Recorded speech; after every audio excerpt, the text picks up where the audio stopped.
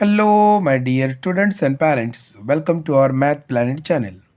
मंथन राज्यस्तरीय सामान्य परीक्षा इयत्ता तिसरी माध्यम मराठी विषय भाषा व गणित याचा 2025 रोजी जो पेपर झाला त्या पेपरमधील गणित हा विषय आज आपण सॉल्व करणार आहोत.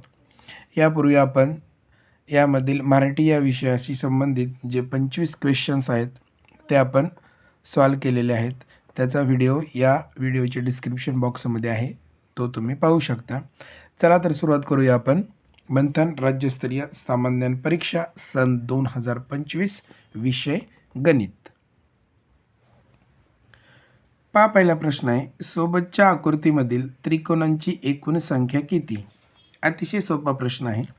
पहा येते हा एक त्रिकोण, हा दुसरा त्रिकोण आणि हे दोन्ही मिळून एक झाले 3 त्रिकोण, म्हणजे 1 2 हे दोन्ही मिळून 3 आणि हा एक 4 त्रिकोण. बाकी कुठेही त्रिकोण तयार होत नाही आहेत. त्याच्यामुळं 26व्याचं उत्तर option number 3 is the right answer. पुढचे पहा, 225 ही संख्या अक्षरात कशी लिहाल? आता 225 ही संख्या अक्षरात कशी लिहाल? मग 225 कुठे आहे? तर ते आहे ऑप्शन नंबर 2 मध्ये. म्हणून 27चं उत्तर option number 2 is the right answer. चला पुढे, क्वेश्चन नंबर 28.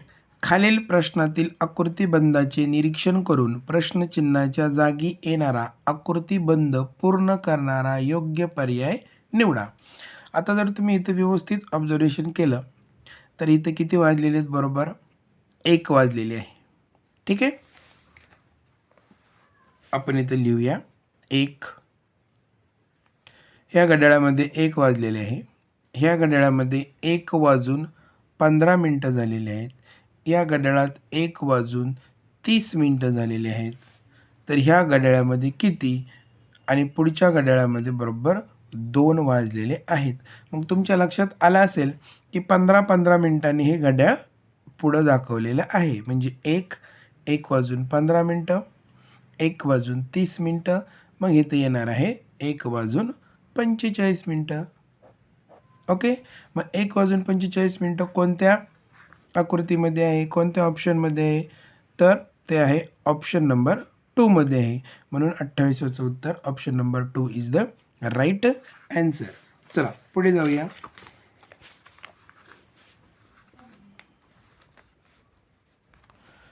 इथं काही संख्या दिलेल्या आहेत. या संख्या उतरत्या क्रमाने मांडल्या असता चौथ्या क्रमांकावर कोणती संख्या येईल? आता या संख्या आपल्याला उतरत्या क्रमाने म्हणजे डिसेंडिंग ऑर्डरने मांडायला लागतील. आता डिसेंडिंग ऑर्डर किंवा उतरता क्रम म्हणजे काय? तर सुरुवातीला मोठी संख्या. मग सुरुवातीला मोठी संख्या कुठे आहे पहा इथे. तर इथं 500ने सुरू झालेली आहे, म्हणजे 561. मी हे इंग्रजीमध्ये अक्षर लिहित आहे. पुढे 547, पुढे 409, 396 आणि 369. म्हणजेच काय 561, 547, 409, 396 आणि 369. आता या संख्या आपण उतरत्या क्रमाने मांडल्या आहेत. प्रश्न काय विचारला की चौथ्या क्रमांकावर कोणती संख्या येईल? मग चौथ्या क्रमांकावर कोणती संख्या आली पहा. हा पहिला, दुसरा, तिसरा आणि चौथा, म्हणजे चौथ्या क्रमांकावर आलेली संख्या 396. म्हणजे याचं उत्तर कुठे आहे? Option number 3 is the right answer. चला पुढे जाऊया आपण. खालीलपैकी सममित आकृती कोणती आहे? आता सममित आकृती म्हणजे काय की ज्या आकृतीचे बरोबर 2 भाग होतात त्याला काय बोलायचं?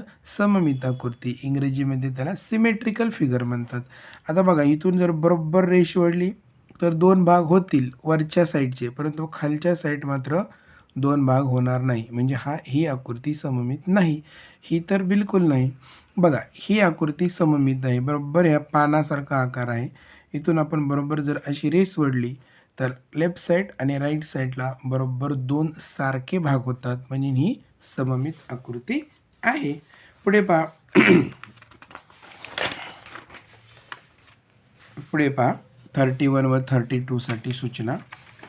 खालील चित्ररूप माहितीचे निरीक्षण करून दिलेल्या प्रश्नांची योग्य उत्तरे पर्यायातून शोधा.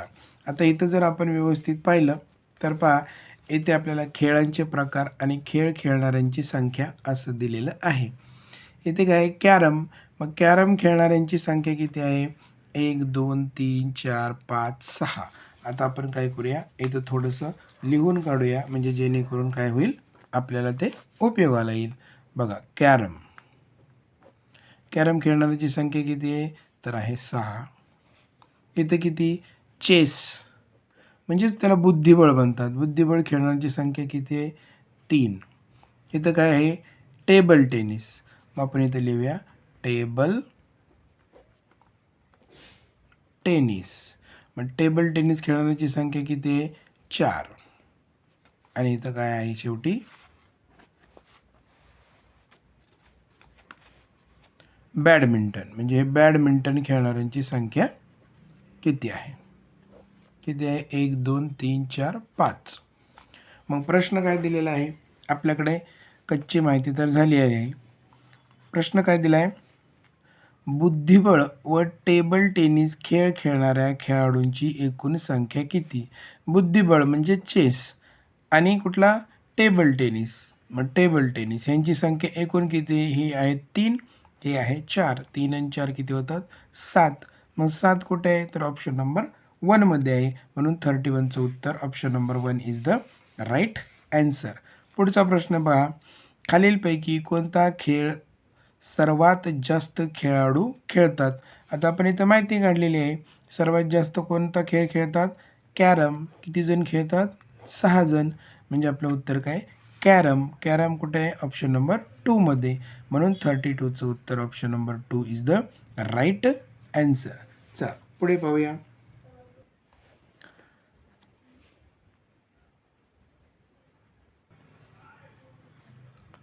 खालीलपैकी अयोग्य विधान कोणते आहे? अयोग्य म्हणजे चुकीचे विधान कोणते आहे आपल्याला पाहायचं आहे. पहिला काय सांगितलंय? 150 म्हणजेच 150चा अर्धा भाग 75 आहे. म्हणजेच 150चा अर्धा भाग 75 म्हणजे 75 आहे. आता 150चा अर्धा भाग हा 75 असतो, हे बरोबर आहे. कारण याला अर्धा भाग म्हणजे 2ने भागायचं असतं आणि 2ने भागलं तर उत्तर 75 येतं. म्हणजे हे विधान बरोबर आहे. 200चा पाव भाग 50 आहे. आता हे विधानसुद्धा बरोबर आहे. आता कसं पहा, इथं 200, ठीक आहे. 200चा पाव भाग 50, नंतर अर्धा भाग 100 आणि पाऊण भाग 150 अशा पद्धतीने असते हे. हा पाव भाग, हा अर्धा भाग, हा पाऊण भाग आणि हा पूर्ण भाग. आणि त्यांनी काय सांगितले?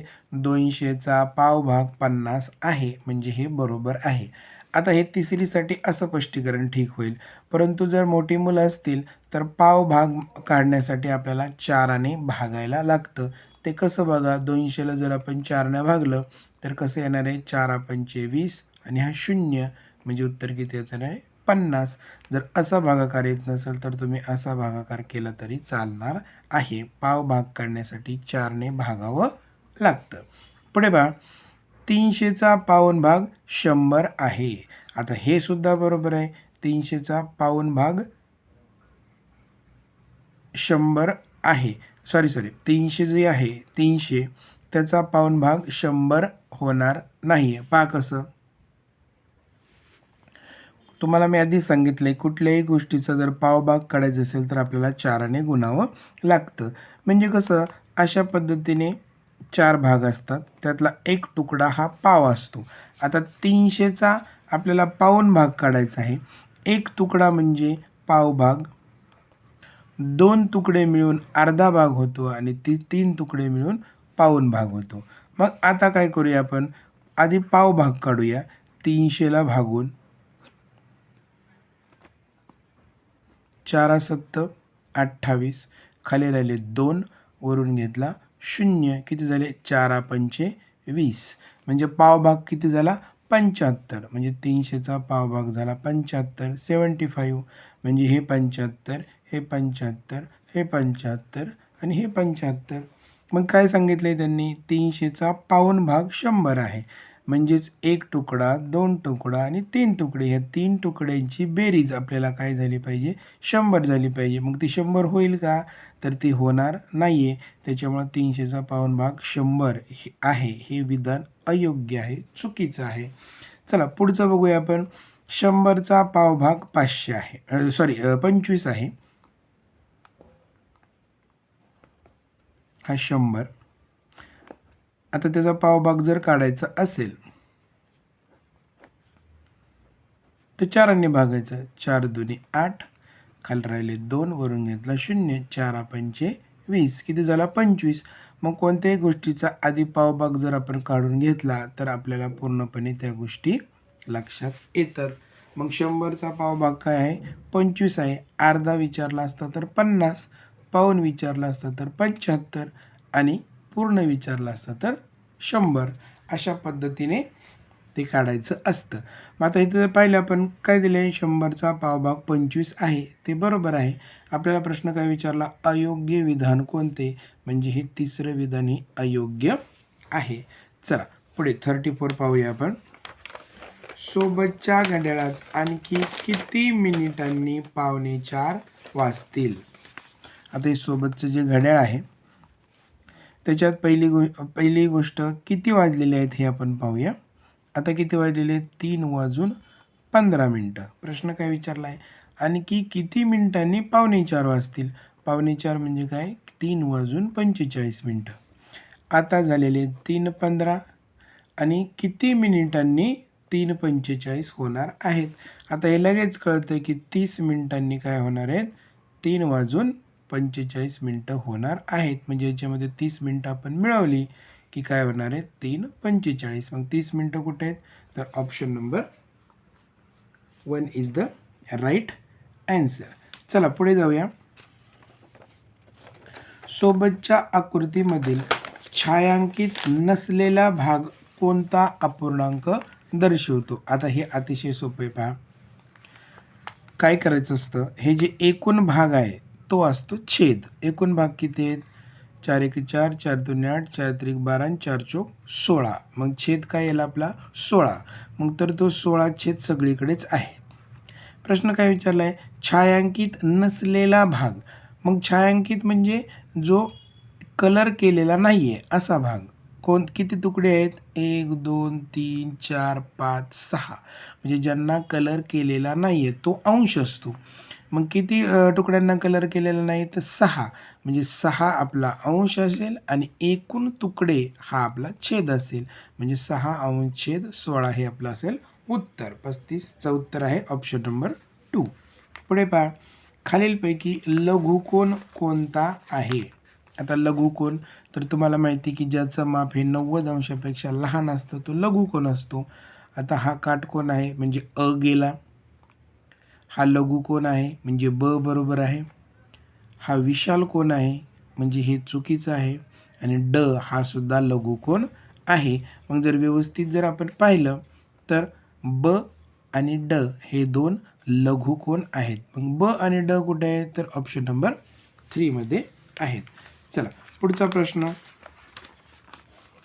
सोबतच्या चित्रातील आकार कसा आहे? आता सोबतच्या चित्रातील आकार इथं जर पाहिलं आपण तर शंखाकृती आहे का? म्हणजे कोन शेप आहे का? नाही. दंडगोलाकृती म्हणजे सिलेंड्रिकल आहे का? नाही आहे. वर्तुळाकार म्हणजे सर्कल शेप आहे का? नाही आहे. इष्टिकाचिती म्हणजे क्युबॉइड आहे का? तर आहे. हा इष्टिकाचिती आकाराचा आहे. म्हणजे आपली कंपास पेटी असेल, पुस्तक असेल, डायरी, वही हे काय असतात? इष्टिकाचिती स्वरूपाचे असतात. म्हणून हे काय आहे? इष्टिकाचिती. Option number 4 is the right answer. चला पुढे जाऊया. खालीलपैकी संख्यांच्या अंकी व अक्षरी लेखन केलेल्या एकूण किती जोड्या आहेत? 270. आणि इथं 270 अगदी बरोबर लिहिलेलं आहे म्हणजे अ तर बरोबर आहे. झाली आपली एक जोडी. 148 इथं आहे आणि इथं लिहिलेलं आहे 138. म्हणजे इथं 148 आहे आणि इथं 138 आहे, म्हणजे हे चुकीचं लिहिलेलं आहे. 550 इथं पण लिहिलं आहे 550, म्हणजे हे बरोबर लिहिलेलं आहे. 2 जोड्या आपल्याला सापडल्या. 991 991 म्हणजे हे सुद्धा आपलं बरोबर लिहिलेलं आहे. म्हणजे 3 जोड्या ह्या योग्य आहेत. मग 3 कुठे आहे? तर ऑप्शन नंबर 3 मध्येच आहे. मग 38चं उत्तर option number 3 is the right answer. पुढे पहा, खालीलपैकी विषम संख्या कोणती? आता विषम संख्या म्हणजे काय? ते तर तुम्हाला माहिती आहे, ज्या संख्येच्या एकक स्थानी म्हणजे युनिट प्लेसला 1, 3, 5, 7 आणि 9 हे अंक असतात, त्या सर्व विषम संख्या असतात. मग विषम संख्येमध्ये बघूया आता, ही 2 ही विषम संख्या आहे का? नाही. इथं एकक स्थानी 1 आहे, म्हणजे ही विषम संख्या आहे. पुढं आपल्याला बघायची काही गरज नाही. Option number 2 is the right answer. पुढे पहा, एक बस, थोडंसं पेज आपण ॲडजस्ट करूया.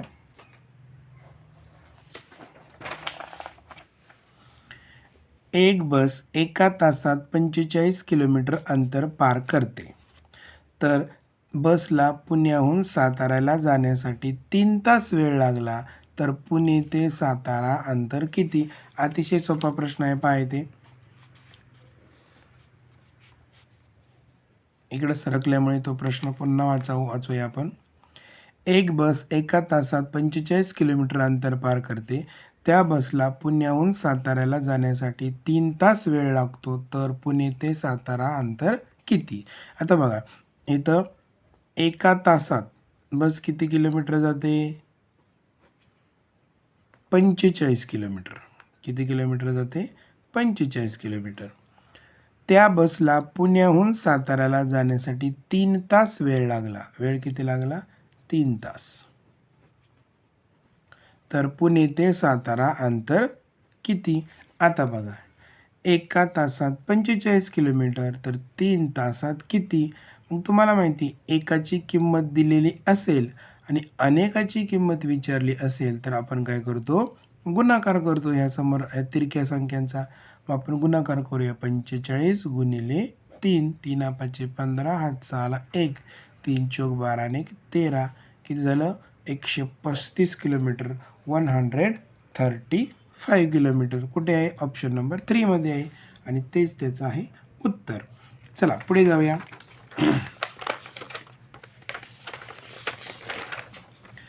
5.25 मीटर तारेपैकी 250 सेंटीमीटर तार वापरली तर किती तार शिल्लक राहिली? आता 5.25 माहिती आहे तुम्हाला किती आहे? 5.25 म्हणजे 525 सेंटीमीटर. या तारेपैकी 250 सेमी तार वापरली तर किती तार शिल्लक राहिली?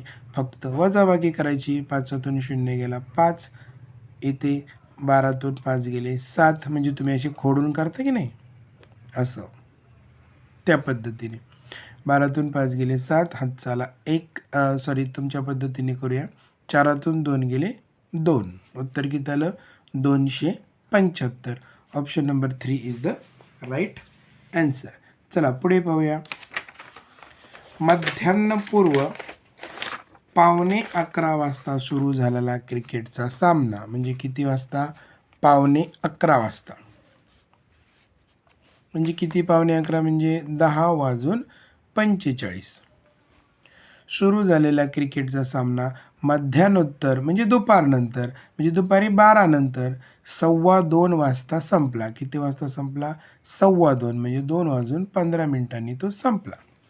तर क्रिकेटचा सामना किती मिनिटे चालला? आपल्याला काय करायचं आहे? मिनिटामध्ये उत्तर काढायचं आहे. आता विद्यार्थी मित्रांनो, हे सोडवत असताना एक गोष्ट लक्षात ठेवायची आहे. काय करायचं? इथं 10:45 आहे म्हणजे 10:45 आहे आणि इथं 2:15 आहे म्हणजे 2:15 आहे. तर काय करायचं? इथं 45 आहे ना, तर इथं पण 45 आणायचे. म्हणजे काय होतं? आपल्याला तास मोजताना गडबड होत नाही आहे. मग आता इथं 45 करायचं असेल तर काय करायला लागेल? आपल्याला 30 मिनटं ॲड करायला लागतील. किती झालं?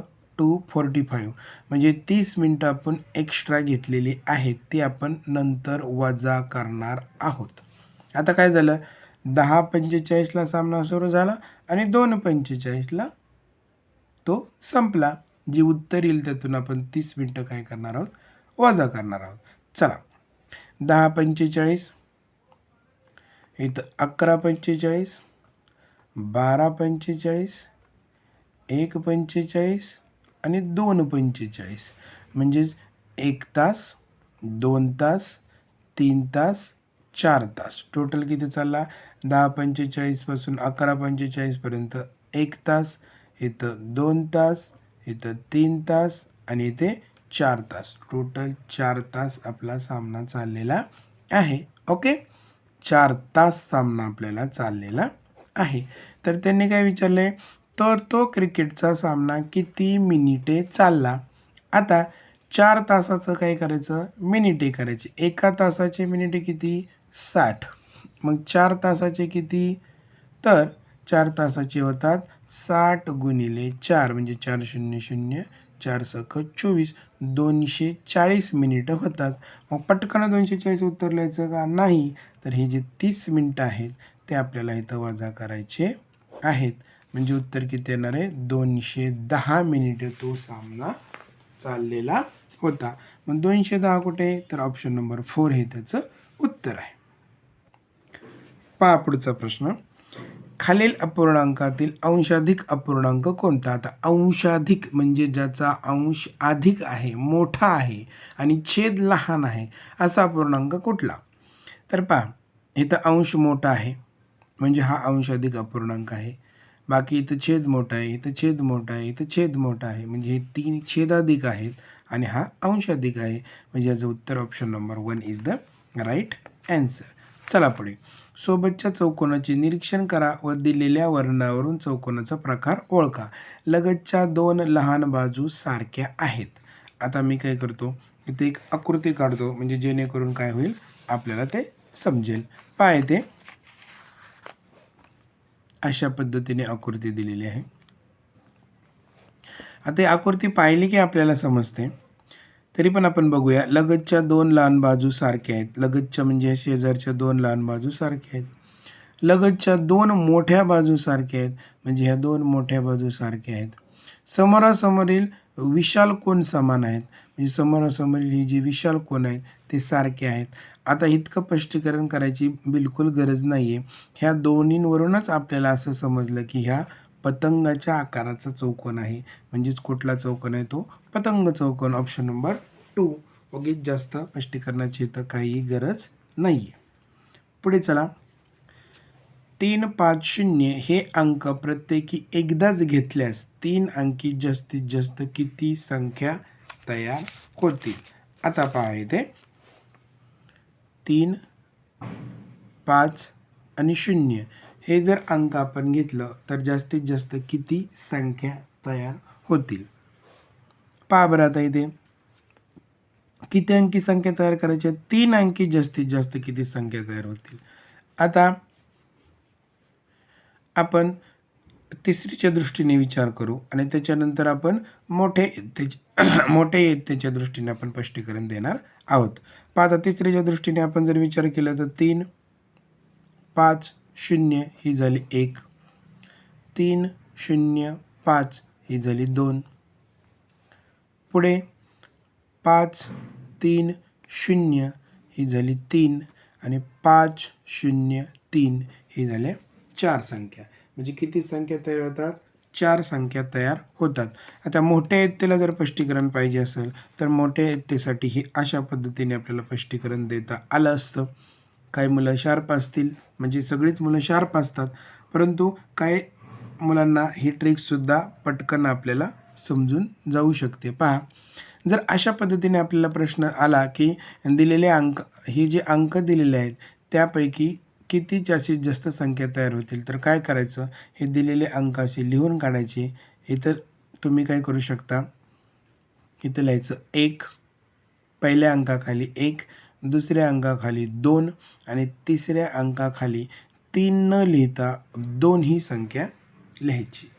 जर इथं शून्य नसता तर आपण 3 ही संख्या लिहिली असती, पण शून्य असेल तर इथं जी संख्या येते तीच इथं संख्या लिहायची, ह्यांचा काय करायचा, गुणाकार करायचा. 2 दुनी 4 असं सुद्धा उत्तर येतं. जर इथं शून्य नसता तर अशा पद्धतीने जर असतं इथं तर आपण काय केलं असतं, 1, 2 आणि 3 असे अंक लिहिले असते आणि त्यांचा गुणाकार केला असता. 3 दुनी 6, 6 एक 6, तर उत्तर आपलं 6 आलं असतं. हे लक्षात ठेवा.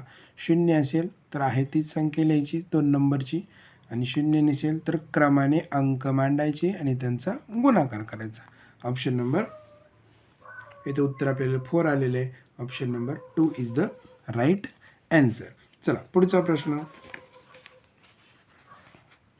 प्रथमेशकडे 1,200 जनावरं होती. किती जनावरं होती? 1,200 म्हणजे 125. त्यातील 35 म्हशी, म्हशी किती होत्या? 35. ओके. 57 गायी होत्या म्हणजे 57 काय होत्या? गायी होत्या. व उर्वरित शेळ्या होत्या. उर्वरित काय होत्या? शेळ्या होत्या.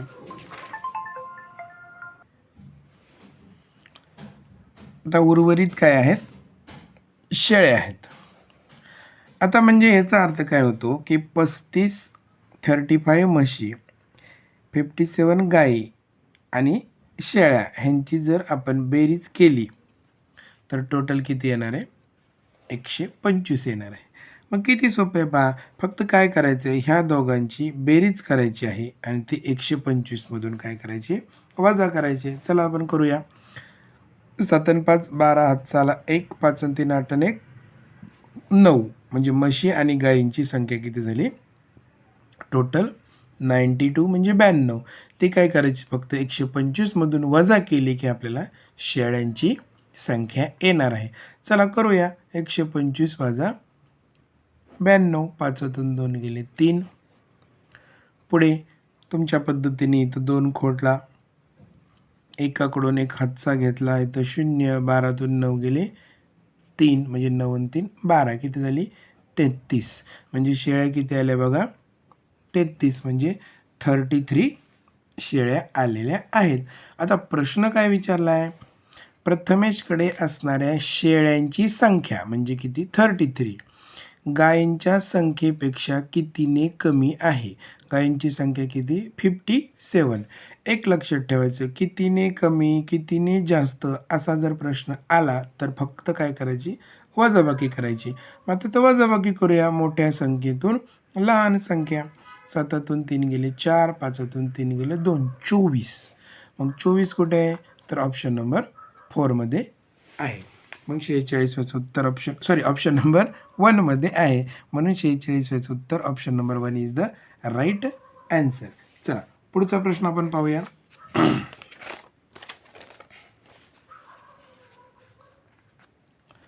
खालीलपैकी योग्य गुणाकार असलेला पर्याय शोधा. 5 गुणिले 0 50. तर हे चुकीचं आहे, कारण कोणत्याही संख्येला शून्याने गुणल्यानंतर उत्तर 0 यायला पाहिजे, म्हणजे हे चूक आहे. 9 8 72 हे बरोबर आहे. 6 गुणिले 7 13, म्हणजे 7 सख 13 होणार का? नाही, हे चुकीचं आहे. 4 1 4 हे बरोबर आहे, म्हणजे ब आणि ड हे बरोबर आहे. मग ब आणि ड कुठे आहे? फक्त ब आणि ड ऑप्शन नंबर 2 मध्ये आहे. म्हणून 47चं उत्तर option number 2 is the right answer. पुढे पहा. पाव लिटर बरोबर किती मिलीलिटर? आता तुम्हाला मी आधी सांगितलेले आहे, 1 लिटर म्हणजे किती असतं? लिटरची स्पेलिंग अशी पण ग्राह्य धरली जाते आणि अशी पण ग्राह्य धरली जाते. 1 लिटर म्हणजे 1000 मिलीलिटर. मग आपल्याला काय विचारलं आहे? पाव लिटर म्हणजे किती मिलीलिटर? आता पाव तुम्हाला हे तुमच्या शाळेत सरांनी शिकवलेलं असेलच की हे 250, हे 250, हे 250 आणि हे 250. हा 250चा पाव होतो. ह्या दोघाचा मिळून 500 म्हणजे अर्धा होतो. आणि आणखीन 250चा एक तुकडा मिळवला तर 750 म्हणजे पाऊण होतो. आणि हा आणखीन पूर्ण मिळवला तर काय होतो? 1000 होतो. म्हणजे आपल्याला काय विचारलं आहे, पाव. पाव म्हणजे एकच तुकडा किती, 250चा. म्हणजेच 48चं उत्तर option number 2 is the right answer. अर्धा विचारला असतं तर 500 उत्तर लिहिलं असतं. पाऊण विचारला असतं तर 750 उत्तर लिहिलं असतं. हे पण गोष्टी एक्स्ट्रामध्ये लक्षात ठेवा. पुढे पहा, सन 2025 या वर्षातल्या जानेवारी महिन्यातील एकूण दिवस व फेब्रुवारी महिन्यातील एकूण दिवस यांची बेरीज किती. आता 2025 आहे, त्यातला जानेवारी महिना आहे आणि फेब्रुवारी महिना आहे. आता तुम्हाला माहितीच आहे की 2025 हे साधं वर्ष आहे, लीप वर्ष नाही आहे. त्याच्यामुळे साध्या वर्षामध्ये फेब्रुवारीचे दिवस असतात 28 आणि जानेवारीचे तर लीप वर्ष असू नाही तर साधं वर्ष असू त्याचे दिवस असतात 31. चला बेरीज करूया. किती झाले, 59 म्हणजेच 59. कुठे, ऑप्शन नंबर 3. अतिशय सोपा प्रश्न होता हा. पुढे, खालीलपैकी कोणत्या त्रिकोणाचे सर्व कोण हे 60 अंश मापाचे असतात. आता हे तुमच्या सरांनी शिकवलेलंच असेल, तुम्हाला जास्त याच्यावर स्पष्टीकरण नको, की समभुज त्रिकोणाचे सर्व कोण हे 60 अंश मापाचे असतात. त्याच्यामध्ये तर जास्त स्पष्टीकरणाची गरज नाही आहे. Option number 3 is the right answer. पुढे पहा, सोबतच्या आकृतीला एकूण किती कडा आहेत. कडा म्हणजे बाजू.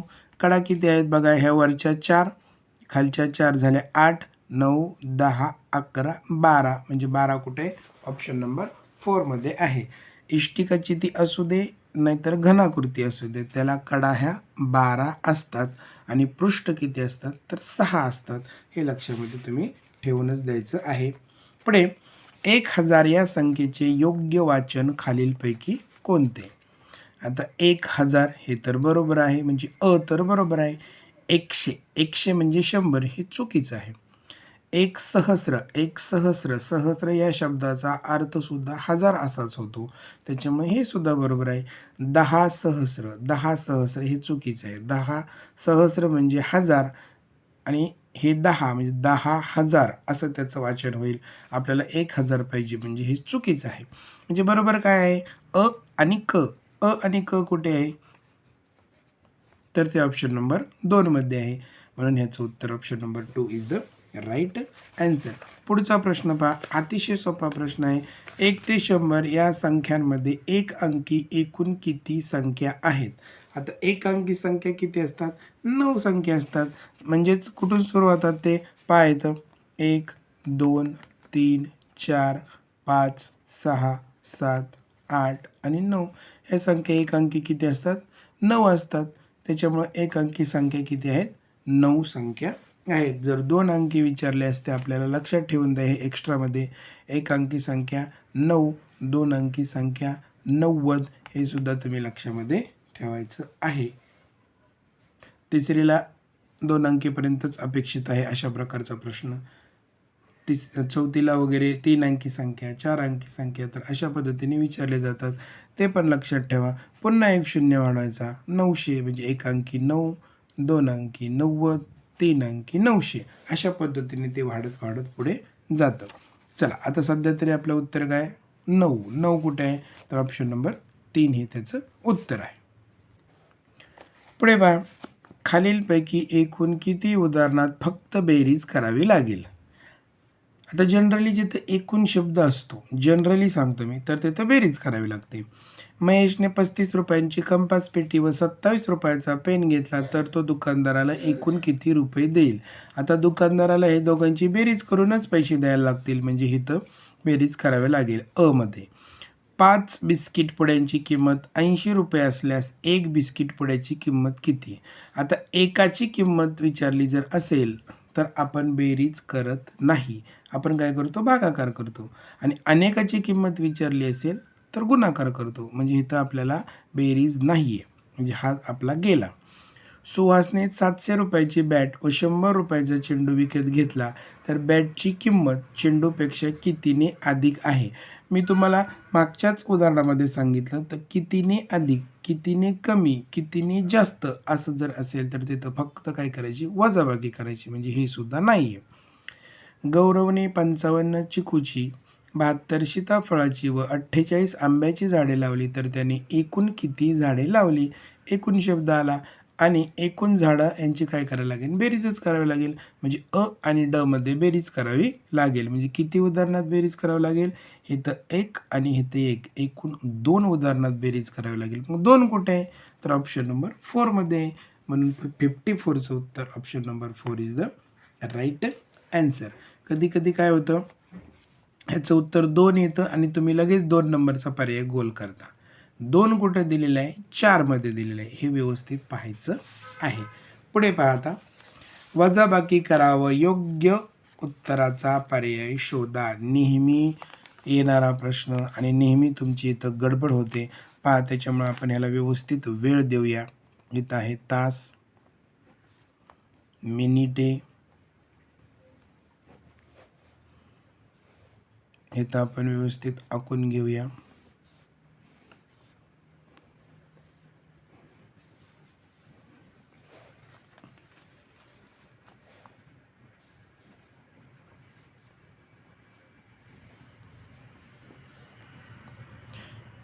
चार तास 12 मिनिटे आणि 2 तास 56 मिनिटे. मी अंक फक्त इंग्रजीतून लिहिलेले आहे, बाकी जास्त काही नाही. आता आपण जनरली काय करतो? पाहते. जनरली आपण सोडवताना काय करतो? समजा जर तुम्हाला अशी वजाबाकी जर दिलेली असेल, तर जनरली काय करतो आपण? हा 2, 2तून 6 जात नाही, मग 2 कडून वरती मांडतो, इथून एक हातचा घेतो, इथून 0 देतो, इथून परत एक हातचा घेतो आणि इथं अशा पद्धतीने आपण हे सोडवतो की 12तून 6 गेले 6, 10तून 5 गेले 5 आणि 3तून 2 गेले 1. तर आपण काय करतो? अशा पद्धतीने काय करतो? वजाबाकी करतो. ठीक आहे.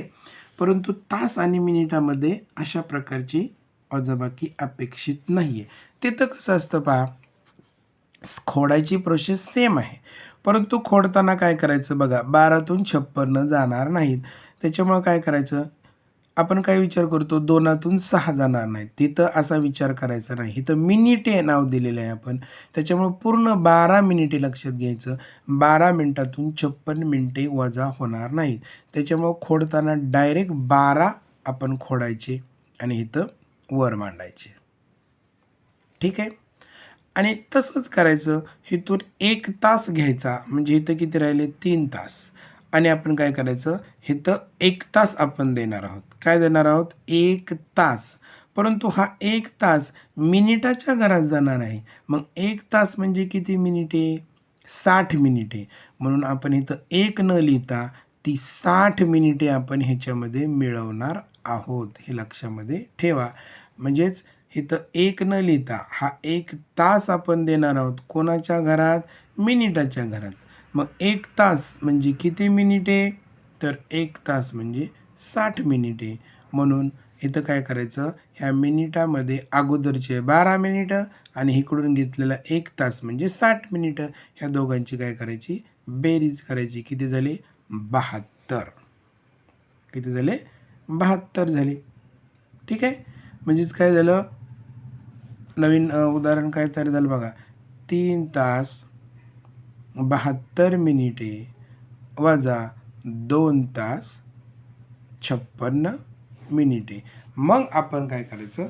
आपल्या पद्धतीने सोडवलं तरी चालणार आहे. ठीक आहे. थोडंसं वरती घेऊया. तर आता आपण मात्र आपल्या पद्धतीने सोडवू शकतो. मग आपण 2 खोडला, वरती मांडला, इथून 1 घेतला, इथं राहिले 6. इकडं काही करायची गरज नाही आहे. 12तून 6 गेले 6, 6तून 5 गेला 1 आणि 3तून 2 गेला 1.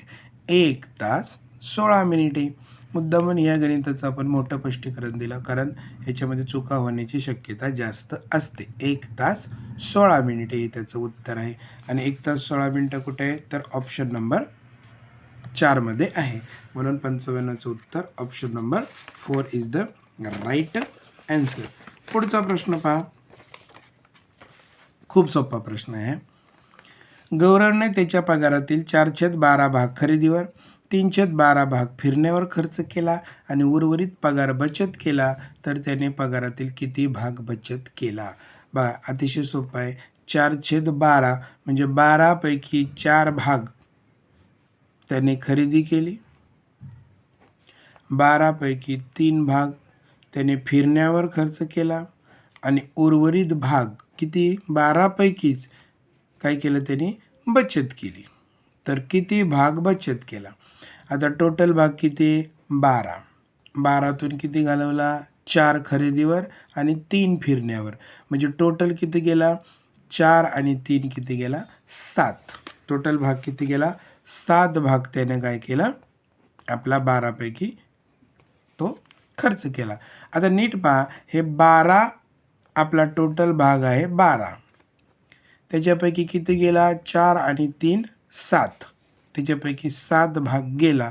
मग राहिला किती भाग 12तून 7 गेले 5, म्हणजे टोटल भाग किती राहिला 5. त्याला छेद फक्त काय करायचा 12 द्यायचा. हे थोडक्यात काय ह्या वरच्यांची बेरीज ही 12 आली पाहिजे. 4 आणि 3 7, 7 आणि 5 12, म्हणजे उत्तर किती आलं 5/12. ते कुठे आहे ऑप्शन नंबर 3 मध्ये आहे. म्हणून 56चं उत्तर option number 3 is the right answer. पुढचा प्रश्न. एका चौरसाची परिमिती 24 सेंटीमीटर असल्यास त्या चौरसाची बाजू किती? आता हा चौरस आहे आणि त्याची परिमिती किती आहे 24 सेंटीमीटर. मग परिमिती म्हणजे काय ह्या 4 बाजूंची बेरीज की ज्या समान असतात चौरसामध्ये. मग 4 बाजूंची बेरीज. मग चौरसाच्या परिमितीचं सूत्र काय आहे? चौरसाची परिमिती बरोबर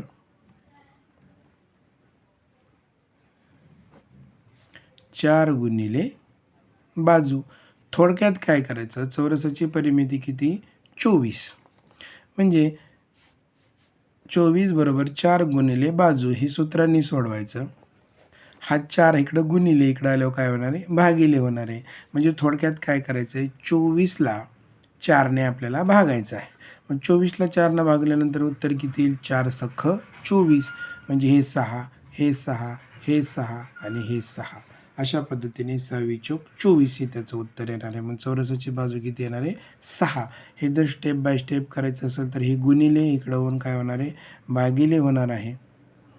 आणि 4च्या पाड्यात 24 किती नंबरला आहे 6 नंबरला. म्हणजे असं सुद्धा उत्तर आपलं 6च येणार आहे.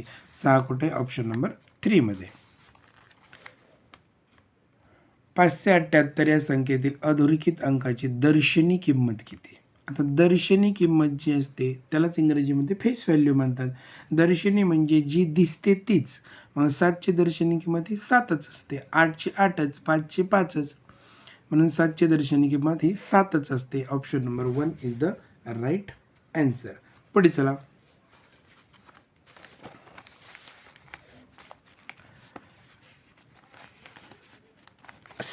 भागिले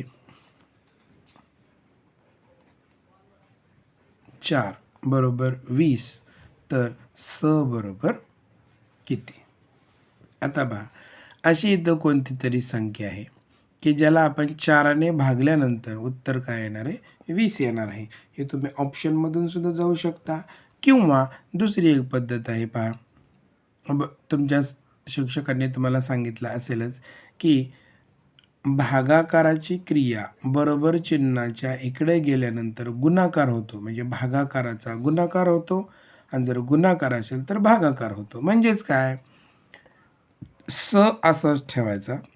हे 4 भागाकारामध्ये आहेत, ते 20च्या पुढे गेल्यानंतर ते गुणाकारात होतात. जर गुणाकारात असते तर भागाकारात जातात आणि भागाकारात असतात तर गुणाकारात जातात. इकडं बेरीज असेल तर इकडं वजाबाकी होते.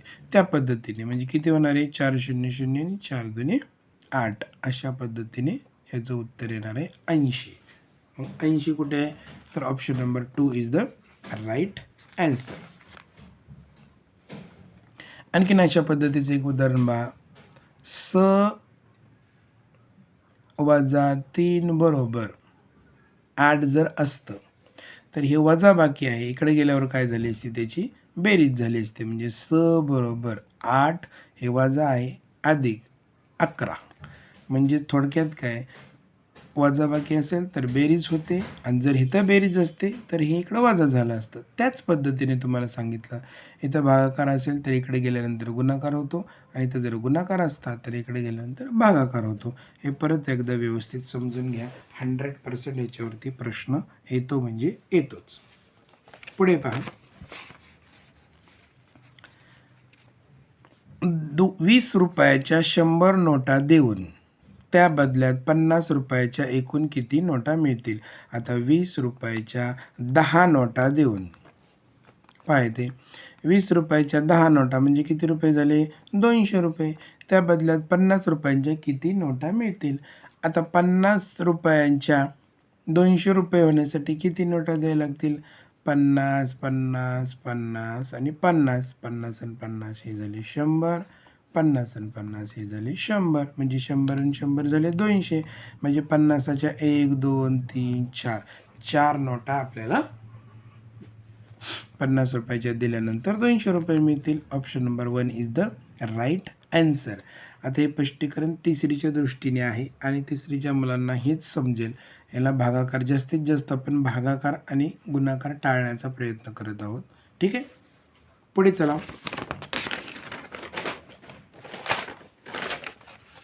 सन 2024चा स्वातंत्र्य दिन गुरुवारी होता, तर त्याच महिन्यातील 30 तारखेला कोणता वार असेल?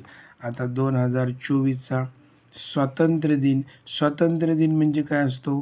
15 ऑगस्ट असतो.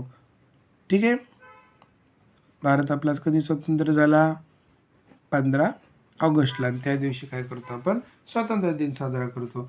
तर माझा एक तुम्हाला प्रश्न आहे की आपला भारत देश कोणत्या साली स्वतंत्र झाला? आता 15 ऑगस्ट तर माहिती आहे तुम्हाला, मग तुम्ही 1900 किती ते तुम्ही कमेंट बॉक्समध्ये टाकायचं आहे. पूर्ण वाक्यात आपला भारत देश 15 ऑगस्ट, पुढचं साल तुम्ही टाकायचं आहे, या वर्षी स्वतंत्र झाला, आणि खाली तुमचं नाव टाकायचं आहे. पुढच्या ज्यांनी उत्तर व्यवस्थित दिलेले असतील त्यांचं काय करूया आपण? पुढच्या व्हिडिओमध्ये नाव जाहीर करूया. चला पुढे प्रश्न काय आहे? 2024चा स्वातंत्र्य दिन गुरुवारी होता, म्हणजेच 15 ऑगस्टला तारीख किती होती? गुरुवार. तर 30 तारखेला कोणता वार होता असा आपला प्रश्न आहे. आता तुम्हाला माहिती की कॅलेंडरमध्ये 7 उड्या मारायच्या असतात. 15मध्ये 7 मिळवले झाले 22. 22ला पण काय येणार? गुरुवार. 22मध्ये 7 मिळवले झाले 29. 29ला पण काय येणार? गुरुवार.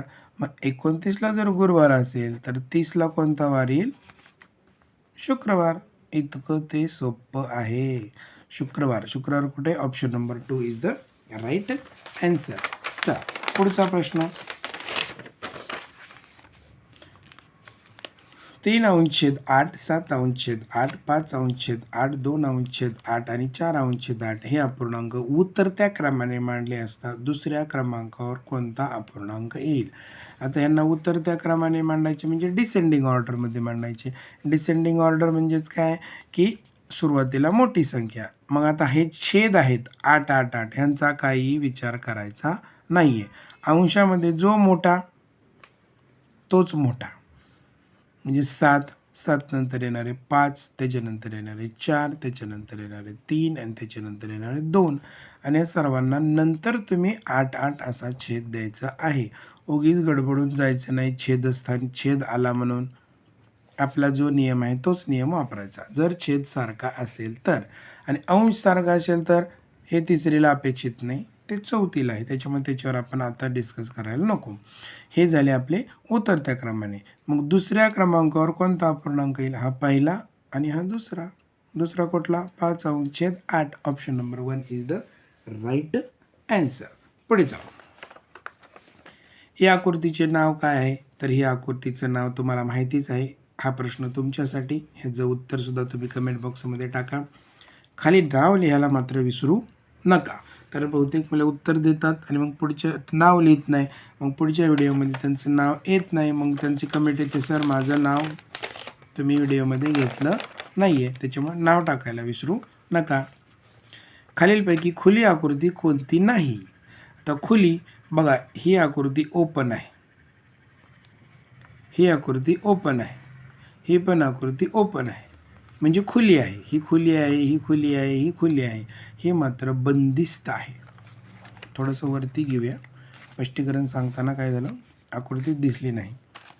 ही आकृती खुली आहे, ही आकृती खुली आहे, ही पण आकृती खुली आहे, ही आकृती मात्र बंदिस्त आहे. ही खुली नाही आणि आपल्याला विचारले कोणती आकृती खुली नाही, तर ऑप्शन नंबर 4 ही आकृती खुली नाही आहे. तेच त्याचं उत्तर आहे. पहा आता पुढचा प्रश्न. 20 गुणिले 5 भागिले 25.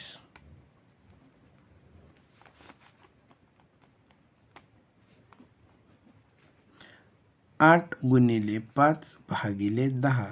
तर रिकाम्या चौकटीत येणारे योग्य चिन्ह पर्यायातून शोधा. आता हे तुम्हाला माहिती आहे. 20 गुणिले 5 भागिले 25 हे आपण सोडवून घेऊया. 20 गुणिले 5 किती झाले, 100 आणि 100 भागिले 5 किती येणार याचं उत्तर 4. 25 चोक 100. आता तुम्ही तिसरीला आहात, जर तुम्हाला हे कळलं नाही तर अशा पद्धतीने करून पहा. आता आपण मंथन परीक्षेला बसलेलो आहोत, त्याच्यामुळे पाढे आपल्याला पाठ करायला लागतील. 25 चोक 100 म्हणजे याचं उत्तर आलेलं आहे 4. चला आता पुढचं याचं उत्तर किती येतं बघूया. 8 पंचे 40 भागिले 10. आता 10च्या पाड्यात 40 किती नंबरला आहे, 4 नंबरला. म्हणजे ह्याचं पण उत्तर आलं 4, याचं पण उत्तर आलं 4. म्हणजे दोन्हीही काय झाले, सारखे झाले. Is equal to option number 3 हे त्याचं उत्तर आहे. चला पुढे.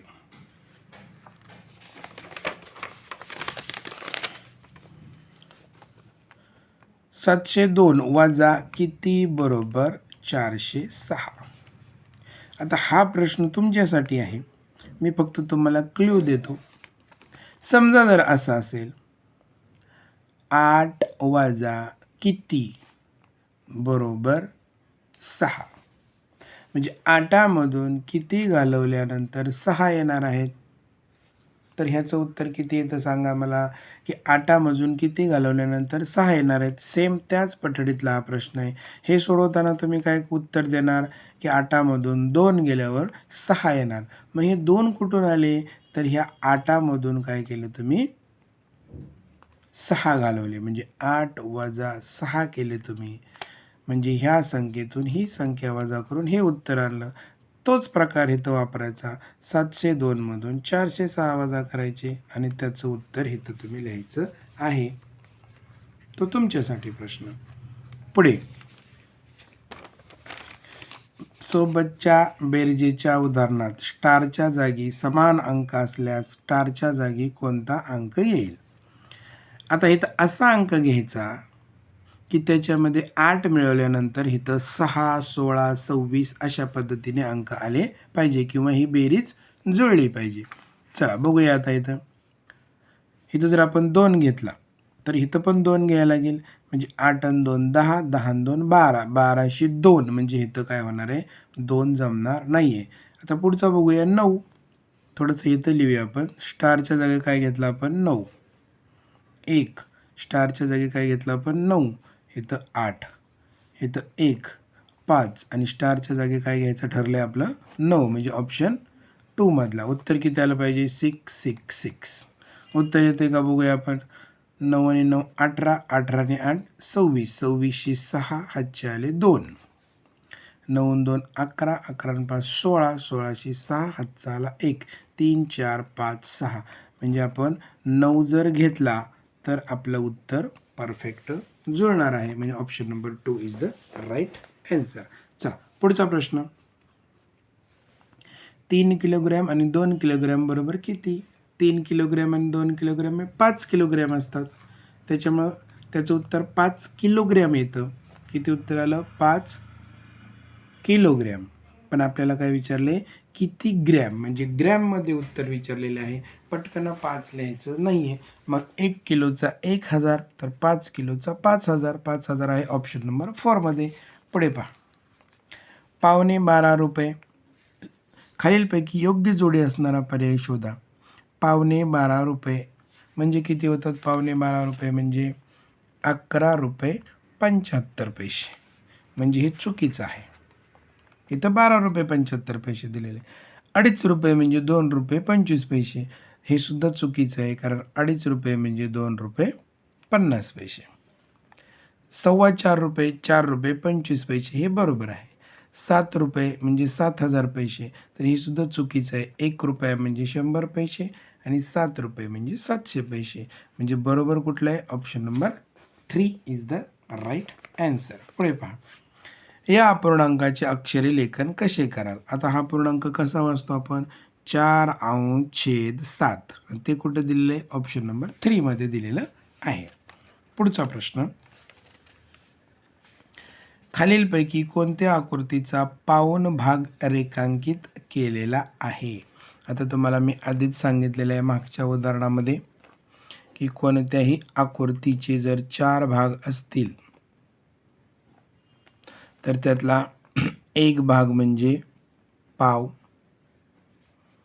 2 भाग म्हणजे अर्धा आणि 3 भाग म्हणजे पाऊण आणि 4 भाग म्हणजे पूर्ण. आपल्याला काय सांगितले? पाऊण भाग रेखांकित केलेला आहे. म्हणजे आपल्याला एकूण किती रंगवलेले पाहिजे? 3 भाग रंगवलेले पाहिजे. परंतु हे 3 भाग रंगवताना ते तीनही भाग सारख्या आकाराचे असायला हवे, ही गोष्ट लक्षात ठेवा. मग 3 भाग रंगवलेत आणि ते पण सारखे आहेत, असं कुठं आहे? तेच आपलं असेल उत्तर. बघा इथं 4 भाग आहेत, त्यापैकी 3 रंगवलेले आहेत, म्हणजे हा पाऊण भाग आहे, म्हणजे अ आला. इथं 2च रंगवलेत, हा गेला. इथं 3 रंगवलेत, हा आहे. इथं पण 3 रंगवलेत, परंतु हे 2 सारखे आहेत आणि हा मात्र सारखा नाही आहे, म्हणजे हे सुद्धा चुकीचं आहे. म्हणजे अ आणि क, अ आणि क कुठे? ऑप्शन नंबर 2 मध्ये आहे, म्हणून तेच त्याचं उत्तर. पुढे. 850 या संख्येची विस्तारित रूपातील योग्य मांडणी खालीलपैकी कोणती आहे? आता 850, 850 कसं लिहिलं जातं? 775 असं लिहिलं जातं. मग त्याची विस्तारित स्वरूपातील मांडणी म्हणजेच एक्सपांडेड फॉर्म आपण कसं लिहिणार? 700 + 70 + 5. मग हे असं कुठं आहे? एवढंच आपल्याला बघायचं आहे. पर्यायामध्ये ते उलटं पालटं कसंही असू शकतं. इथं 800 म्हणजे चुकलं आहे. इथं 700, इथं 80 दिले, हे चुकलं. 600 तर काही विषयच नाही. 700 + 70 + 5 इथं उलटं दिलेलं आहे, परंतु ते बरोबर आहे. आपल्याला फसवण्यासाठी थोडंसं त्यांनी उलटं दिलेलं आहे, परंतु काही प्रॉब्लेम नाही, तेच त्याचं आहे उत्तर. पुढे. 445 + 20 + 304 बरोबर किती? ही साधी सरळ बेरीज आहे, ते तुम्ही करायची आहे आणि उत्तर कमेंट बॉक्समध्ये टाकायचं आहे. पुढे पहा. 9/17 - 7/17. आता बेरीज वजाबाकी करताना आपण छेदाची बेरीज करत नाही, म्हणजे छेद जसाच्या तसा मांडतो, म्हणजे छेद 17च येणार आहे, हे लक्षामध्ये ठेवा. फक्त वरच्याची वजाबाकी करायची. 9तून 7 गेले, राहिले किती?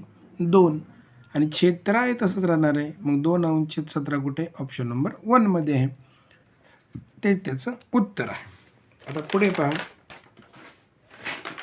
पुढचा प्रश्न, शेवटचा प्रश्न. 4 + 16 / 4. आता ह्याच्यामध्ये कसं असतं? सुरुवातीला भागाकार करायचा असतो. मग सुरुवातीला आपण भागाकार करून घेऊया. 16/4. ठीक आहे. आता ते करत असताना हे 4 आणि अधिक हे जसंच्या तसं खाली घ्यायचं. 4च्या पाड्यात 16 किती नंबरला आहे? 4 नंबरला आहे, म्हणजे 16/4. 4 चोक 16, म्हणजे 4 ह्याचं उत्तर आलं. मग हे 4 आणि 4 झाले 8. मग 8 कुठे आहे? तर ऑप्शन नंबर 4 मध्ये आहे आणि तेच त्याचं आहे उत्तर. विद्यार्थी मित्रांनो, मी तुम्हाला मध्ये जे काही प्रश्न विचारले त्याची उत्तरं तुम्ही कमेंट बॉक्समध्ये लिहा. आशा करतो की प्रश्नपत्रिका भाग 1 मराठी आणि गणितमधला गणित भाग जो काही मी तुम्हाला समजून सांगितला तो व्यवस्थितपणे तुम्हाला कळालेला असेल. व्हिडिओ आवडला तर लाईक करा, शेअर करा आणि चॅनलला सबस्क्राईब करायला जरासुद्धा विसरू नका. धन्यवाद.